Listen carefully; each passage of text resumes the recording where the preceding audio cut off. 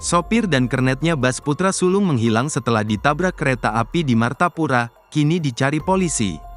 Keberadaan sopir dan kernet Bas Putra Sulung yang mengalami kecelakaan dengan kereta api di Jalan Pertanian, Desa Kota Baru, Kecamatan Martapura masih belum diketahui. Kapolres Oku Timur AKBP Dwi Agung Setiono SIK MH didampingi Kasat Lantas AKP Pancamega Surya SH melalui Kanit Gakum Aibtu Sukri menyampaikan bahwa pihaknya memastikan satu korban jiwa akibat kecelakaan Bas Putra Sulung dan kereta api tersebut. Secara umum, korban meninggal 1 orang, luka-luka 15 orang, katanya ketika dihubungi Minggu, tanggal 21 April tahun 2024. Lebih lanjut, ia menyampaikan mengenai sopir bas dan kernet yang masih kabur. Namun pihaknya sudah mengantongi identitasnya. Sementara, pantauan di RSUD Martapura belasan korban yang mengalami luka-luka masih ditangani petugas medis.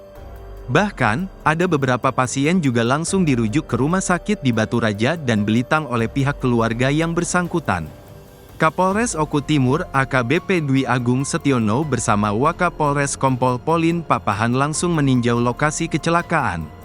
Kapolres dan rombongan melihat langsung kondisi penumpang yang tengah mendapatkan pertolongan medis di RSUD Martapura.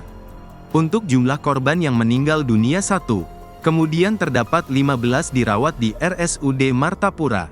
Lalu ada 2 dirawat di RSUD Baturaja, kata Kapolres Oku Timur AKBP Dwi Agung Setiono SIK MH saat dikonfirmasi, Minggu, tanggal 21 April tahun 2024.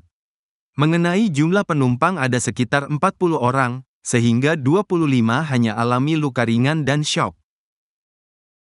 Bahwasanya bus Putra Sulung ini dari Belitang ya, mengarah akan ke Jakarta melalui Lampung. Nah, saat melintas di perlintasan kereta api, ini tiba-tiba mesinnya berhenti dan kendaraan atau bis itu berhenti di tengah perlintasan kereta api. Dan tidak selang berapa lama tiba-tiba datang kereta api ekspres Balaraja, ya. Itu dari Lampung ke Palembang, sehingga kecelakaan antara kereta api dengan bus Putra Sulung tidak bisa dihindarkan atau tidak bisa terelakkan. Dari kecelakaan tersebut ya, ada korban 1 meninggal dunia dan saat ini masih dirawat di RSUD Martapura Kabupaten Oku Timur sebanyak 15 orang dan yang dirujuk di Baturaja RSUD Baturaja ada 2 orang, sehingga saat ini yang masih menjalani perawatan sebanyak 17 orang dan 1 meninggal dunia.